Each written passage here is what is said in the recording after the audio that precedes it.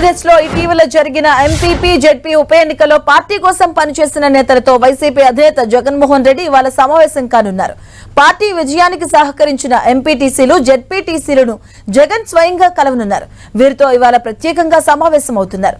ప్రభుత్వం ఎన్ని ఇబ్బందులు పెట్టినా వాటిని తట్టుకొని అభ్యర్థులను గెలిపించుకున్న వారిని జగన్ అభినందించనున్నారు.